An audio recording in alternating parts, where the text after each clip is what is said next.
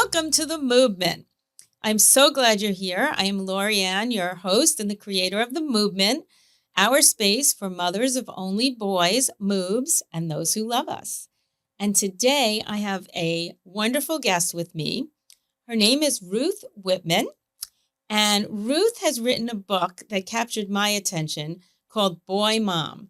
Actually, I'll tell you, the entire title is Boy Mom, Reimagining Boyhood in the Age of Impossible Masculinity. And Ruth is the author of this book. She is a journalist and cultural critic. And I have to tell you, as I introduce her and let her tell you a little bit more about herself, that I read this book. After reading this book, I went to Audible to listen to this book and her lovely British voice that she read the book in. And I would tell you, I can't say that I liked the book because I loved this book and I devoured this book. And I think that every mother of only boys who is listening to us will feel the same way. So I'm so honored that Ruth decided to join us today. So welcome, Ruth. Thank you for being here. Thank you. It's great to be talking with you. As I said to Ruth 2 minutes ago before we started rolling on the tape, after reading the book, I feel like I know her family. So it feels like I'm just chatting with an old friend who I haven't met before 10 minutes ago. So that's the best way. I love it when people say that, but it's kind of a weird experience because sometimes people know me because they've read about my life or listened to my voice over like 8 hours or whatever it is to listen to the audiobook. And I don't know them. So it can be kind of a strange experience, but I love that. Thank you. Yeah. Well, we're going to encourage you, since you are a mother of only boys as well, to listen to our podcast, get to know all of us. And then you'll feel really comfortable here because this space is for you, for everybody else who's a mother of only boys and faces those things that are unique to us sometimes. So, well, we need those spaces. So thank you for setting that up. Absolutely. So let's talk a little bit about the book because we don't have a ton of time and I really want to get to as much of it as we can. You talk about your own childhood. You talk about your mother being somewhat more than somewhat of a feminist, yes. About bringing you up that way. So tell us about you, about your childhood, and what prompted you to write the book.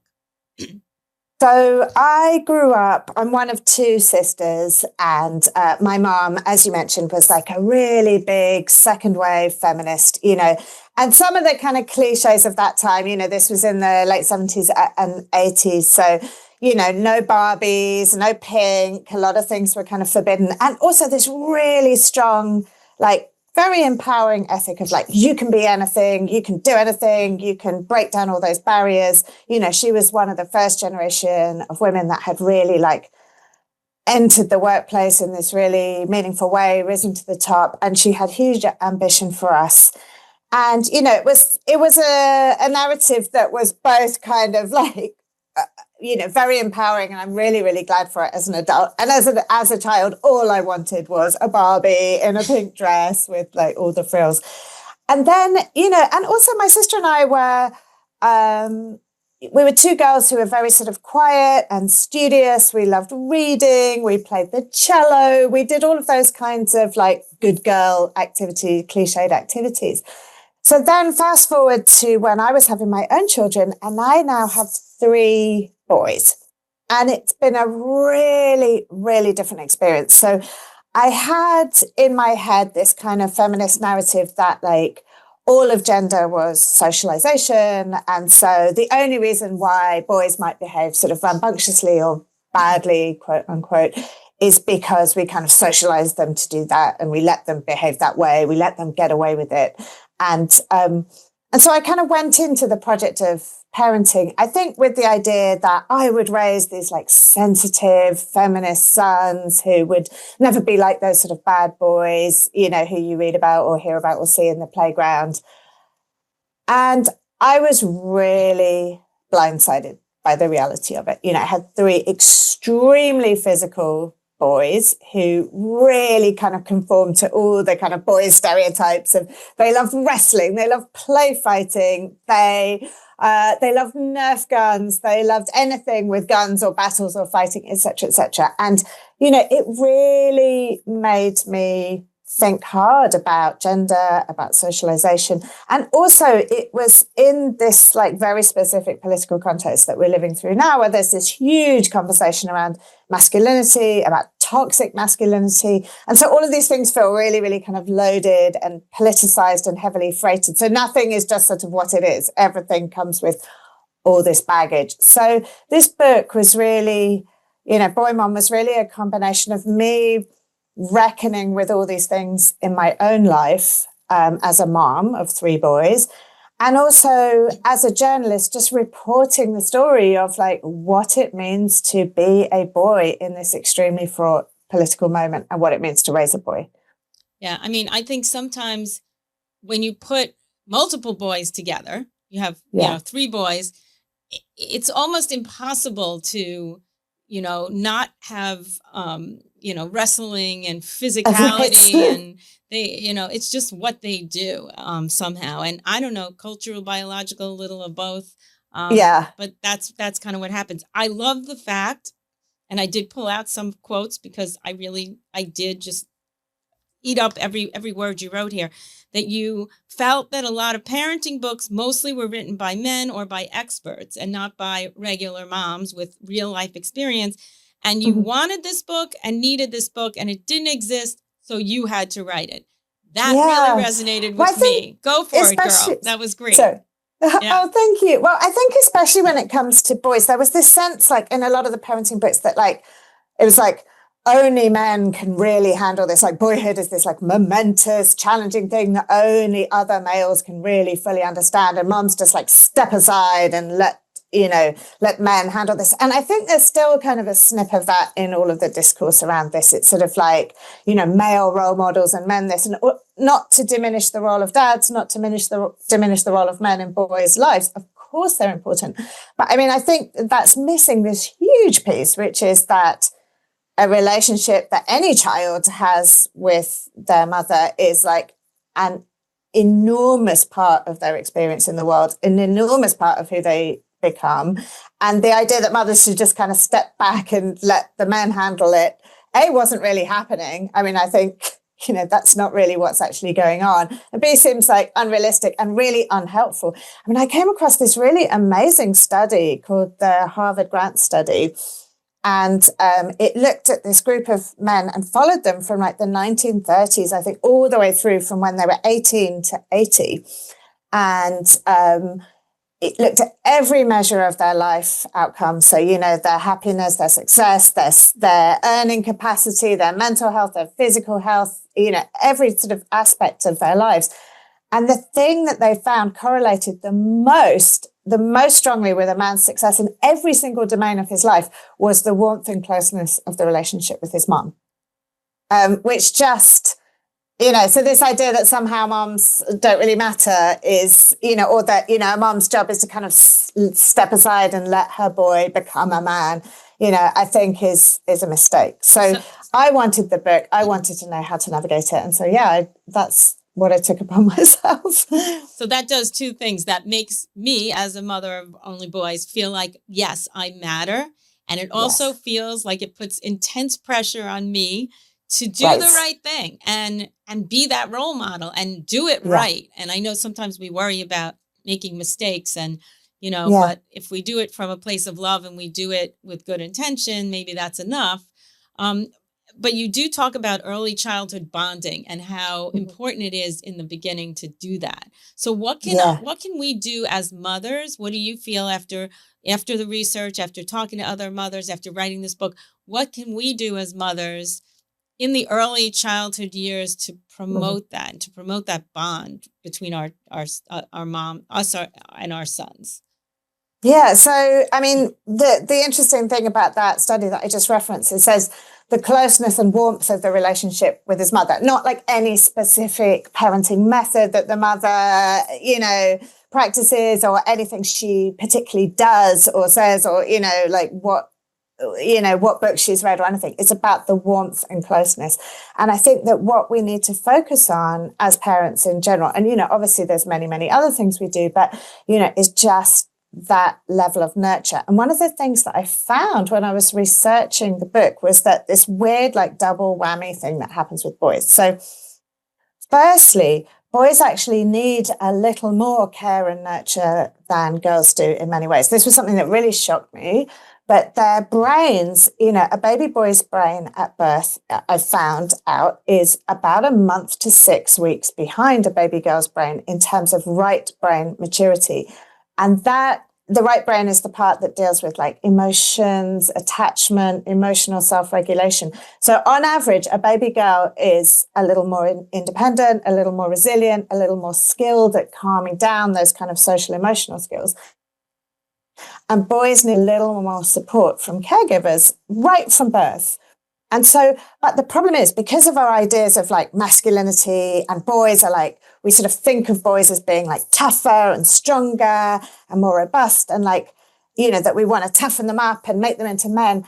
Boys tend to get a little less care and a little less nurturing than girls on average. So, people tend to handle baby boys a little differently and like throw them around and roughhouse with them in a way. And they hold baby girls in a slightly more tender and nurturing way. They get different types of touch. We use slightly different vocabularies when we talk to boys and when we talk to girls. So when we talk to girls, we tend to use more emotion-based words and more kind of nurturing language. And when we talk to boys, we use more words that have, a connotation of like aggression or competition or winning, that kind of language.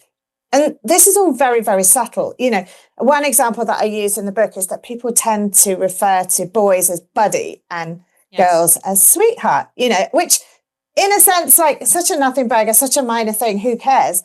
But on the other hand, like buddy and sweetheart have really different kind of valences. They put really different expectations onto boys and girls about what kind of nurture they're going to receive, what they can expect from adults. Sweetheart is very nurturing, very caring, but is very much like we're peers. I expect more of you emotionally in that way. So I think boys need a little more nurture. They get a little less. And so what we need to do as moms, as adults, is kind of correct for that and just give boys that sort of emotional space, that real like forgiveness, kindness, positive touch, etc., that they're kind of lacking in the world. So how do you do that? Do you think that when boys act out, are they really just asking for nurture? Are they asking for attention? And the way we react to that makes all the difference. Yeah. So I think there's a real kind of like compounding effect where often boys, like we project onto boys that like when they are behaving a certain way, it's like out of anger or out of bad behavior or naughty. And so then we tend to like punish them or give them like harsh discipline, when actually often these things come from an emotional place, but they don't have the skills and they don't have the social permission to express their feelings as like sadness or tears or things that, maybe a girl would feel able to do or have the skills to do. And so we tend to kind of punish boys. And this happens in all settings. It happens at home, it happens at school. And so, yes, I think as parents, what we need to do is kind of look at the behaviors and think, actually, what's motivating them? What are the emotions underneath? How can we reach the boy on an emotional level, validate those emotions, set appropriate boundaries? It's not to say, oh, just anything goes and be permissive, but like really attend to and validate the emotions that they're feeling and give them time and give them oxygen, and give them nurture. Interesting, because I'm going to skip a little ahead because we're not really talking about early childhood. But I remember that you said something in your book about, I think it was toward the end of the book, having your boys write thank you notes, having them do what you would say, I guess, more traditionally, the female roles to help them express themselves, help them to communicate. I think about how important that is. I think about my own sons. My sons are grown. They're a little older than yours, and 2 of the 3 have kids of their own. And I think back to like my parents' generation, where the dads were not even in the delivery room with the moms. Yeah. You know, they were not hands-on. And I think Yeah. about my husband, who, as a dad and incredibly now as a grandfather, changes diapers. He is hands-on. He's down on his, knees, giving them baths and, whatever. So I think somehow maybe we have come some Yeah. way, along that.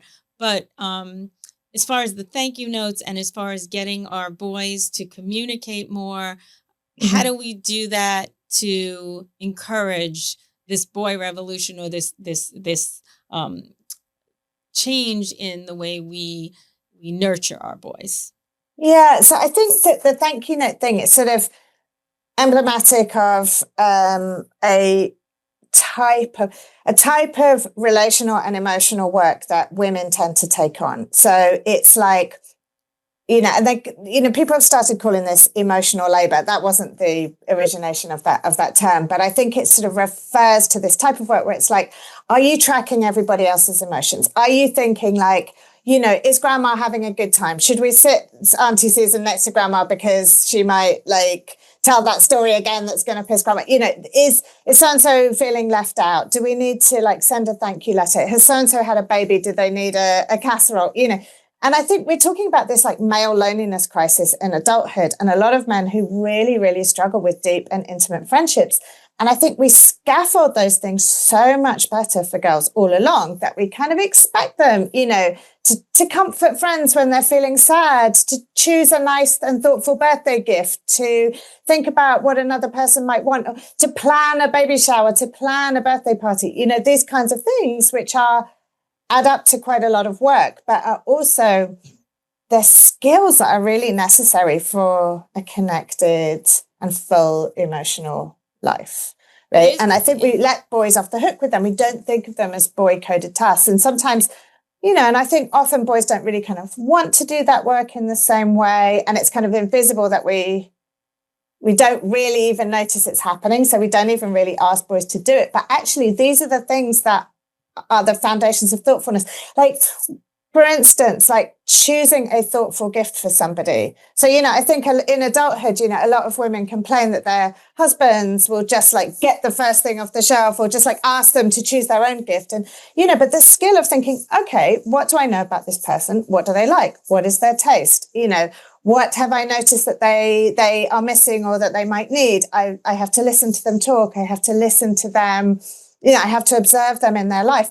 And this kind of attention to another person and attunement to another person's needs and desires is something that we don't really ask of men of a society, in a society. And we very naturally ask of girls. And I think we should be correcting for that. I hear what you're saying. And, I subscribe to a do as I do type of thing. And I think about my husband, and I play golf. I'm a golfer. I'm not a good golfer, but I'm a golfer, as is my husband. And I will go out with my girlfriends and, 4.5 hours of golf on the golf course.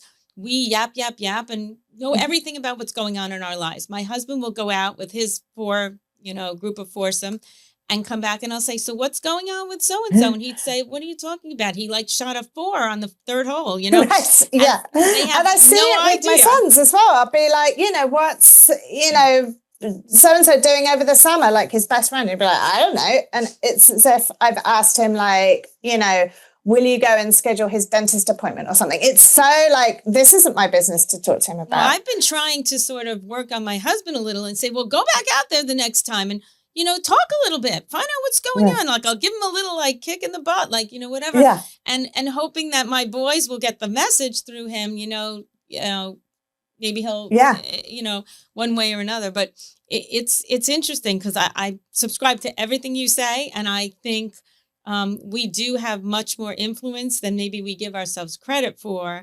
And our sons are watching us as well. So if we give them the kind of unwritten permission that it's okay to do those things, and, they may take it and run with it.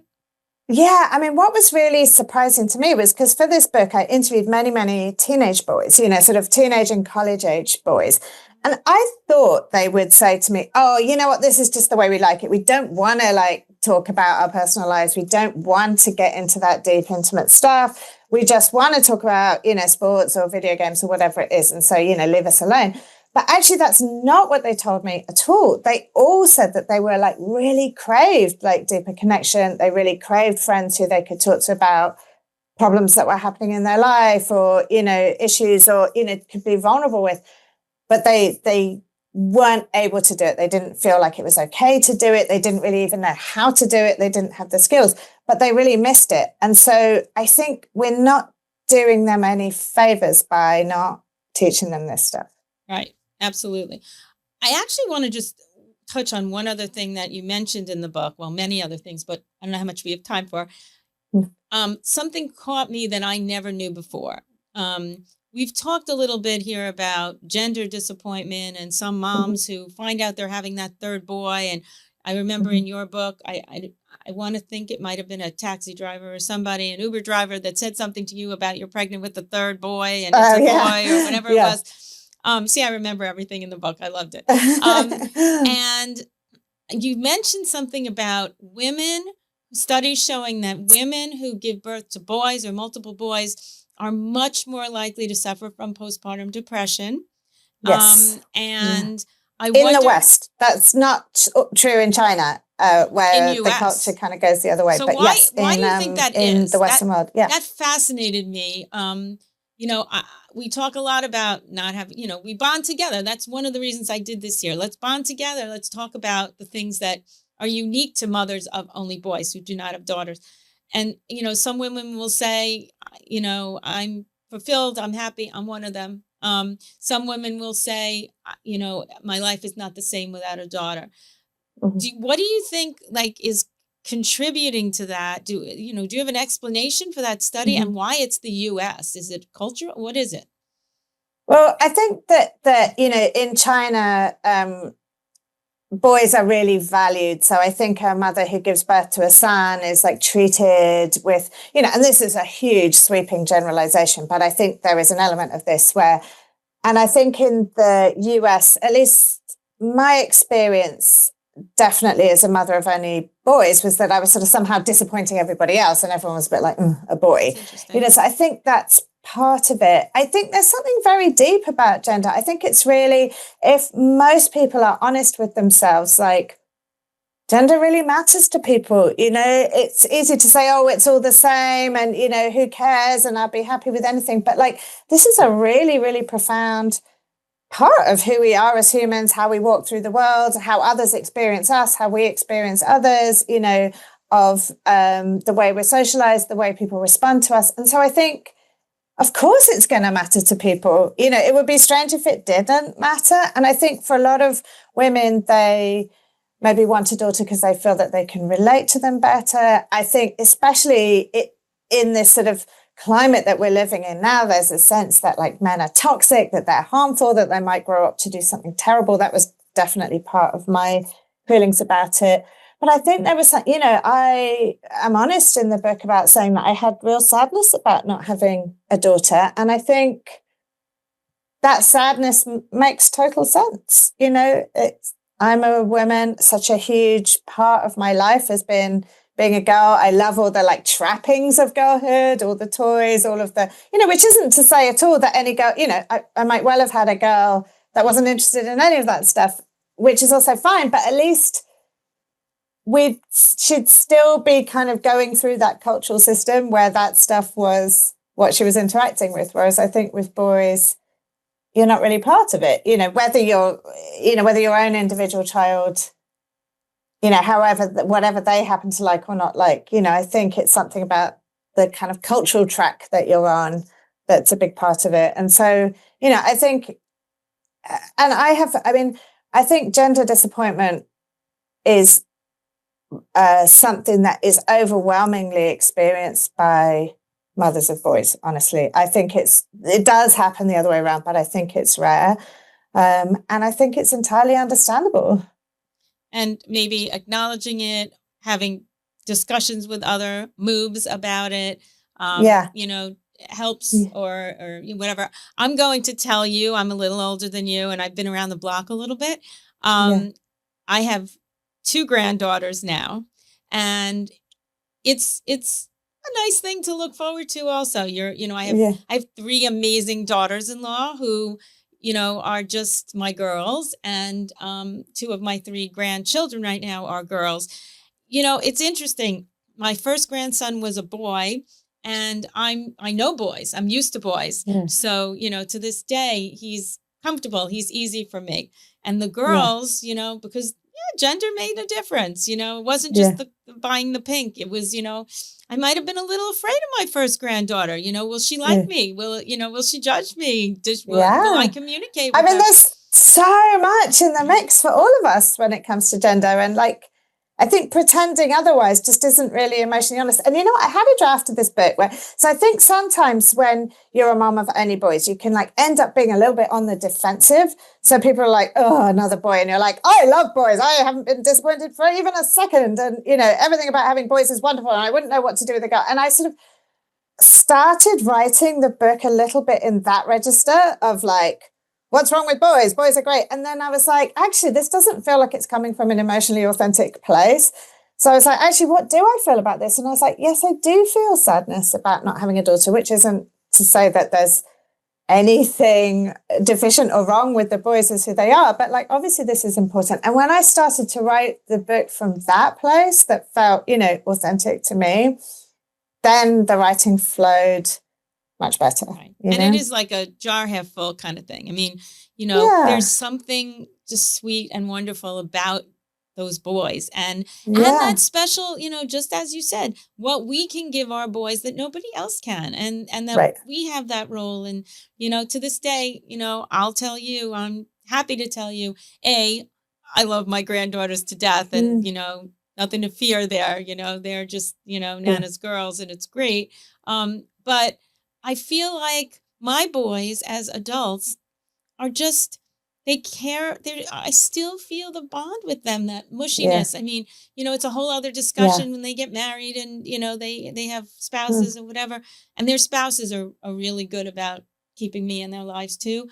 But, there is a special bond. And I almost feel a little sorry for women who don't have a son. That they're missing. No, I agree with you. And I think different phases of parenting like appeal to different people. I think for me, having very, very physical little boys was actually really a struggle. It was like I'm such a sort of in my head kind of person. I love talking, I love thinking, I love, and they were so physical, and that is not me. And so it wasn't, I adored them, but it was just like, it wasn't really a good fit temperamentally. But now, like, as they're getting older and they're teenagers, I actually love having boys, not just, I think they're so funny and they're so interested in all these things that are new to me, and they've calmed down physically a little bit. And so that feels easier to me. And they're just like, I think they prioritize humor in a way that, is really delightful to me. And they're so creative, and they,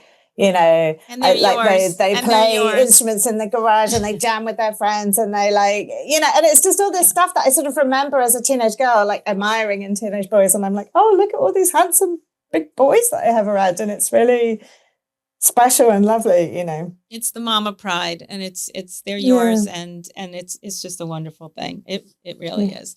So before we get to our last section, our segment on this podcast called Move Mail, because we have some questions. I chose one from one of our listeners for you. But I just want to ask you my last question, which is, what do you want mothers of only boys to think about and maybe start doing differently going forward that you feel will make a difference? Based on the research and everything. I think that there's this sort of stereotype that I hear a lot, this like boys are like dogs. I don't know if you've ever heard this one, that all they need is like exercise and wear them out and throw a ball at them and feed them, and that's it. And I think what we need to do is start realizing that boys are as emotionally complex as girls, as any humans, and their emotions need attending to, they need airing out, they need hearing, and we need to validate those parts of our boys. Don't dismiss them as these simple little like puppies. They are full emotional and relational creatures, and we need to honor that. Yes, I agree with you, and I hope everybody takes that away from listening today. And, as mothers of only boys, we have this unique role to shape them. And hopefully, as you said in your book, it took a while, it took generations maybe for the female revolution to take hold. And, hopefully with books like yours, with people acknowledging what's out there and how we can shape our boys into good men, not bad men, but good men. Yes. We're going to make a difference, and it may take some time, but I think it will make a difference. So, I do want to encourage everybody to buy this book, Boy Mom. It's available in paperback now. And there it is. There it is. There it is. And seriously, you all can hear Ruth's incredible voice. So read it, and do what I did. I read it and I listened to it, because listening to it gave me a whole different take. I listened as I was driving in the car or walking to the gym, and it just I just kept wanting to say, yes, that's me. Yes, well, that's really the ultimate compliment. Thank you so much. You did all the research and I took all the rewards. So that's great. All right. So we are going to just transition quickly to our Move Mail segment, because we had a wonderful listener write in a question that I wanted to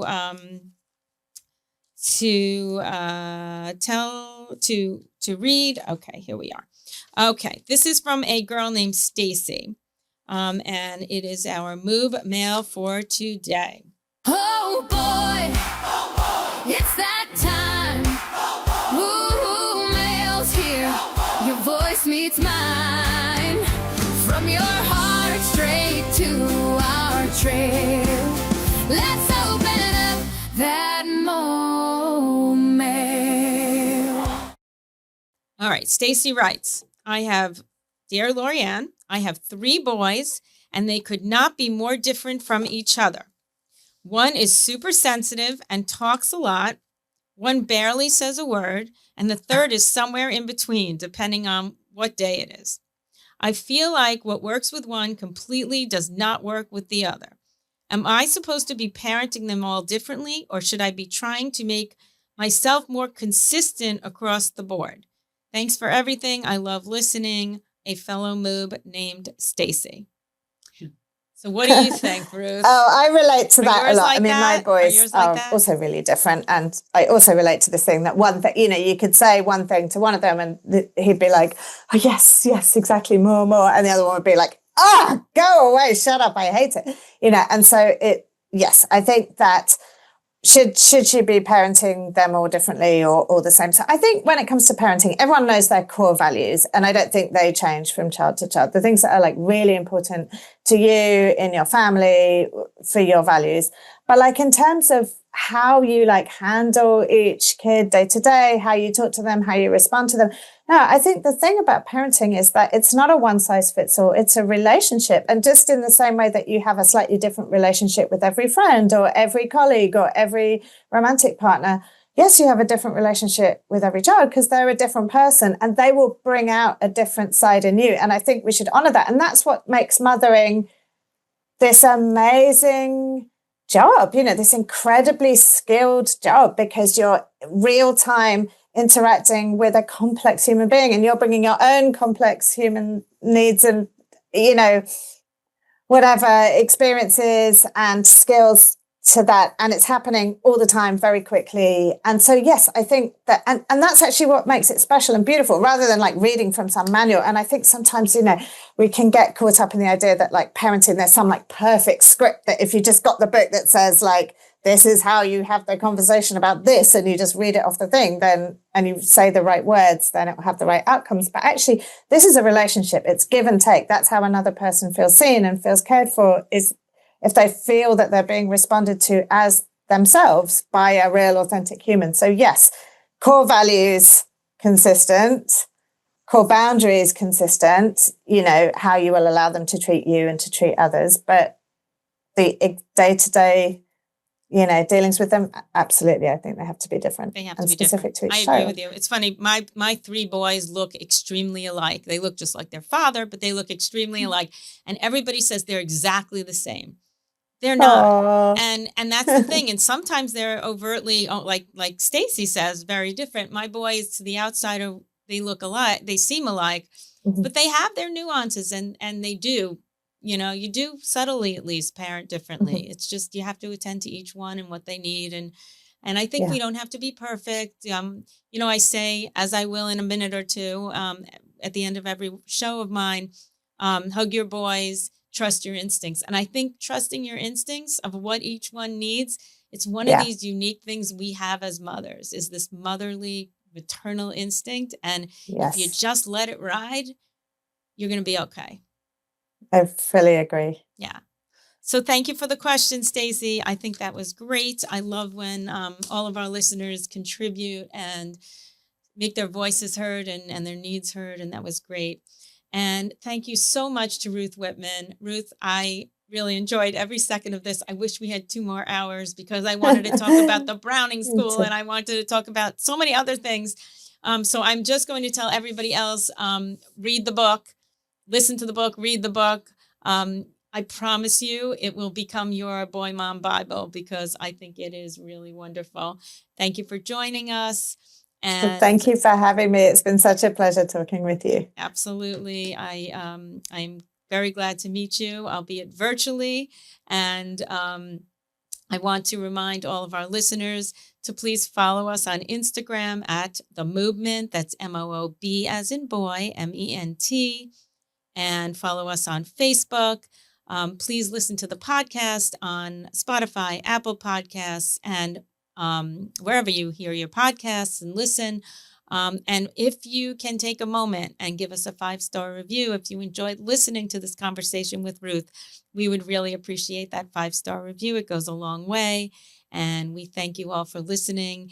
And I will tell you, as I always do, to hug your boys, trust your instincts, and remember that we're all boy moms and those who love us belong is right here. Hey!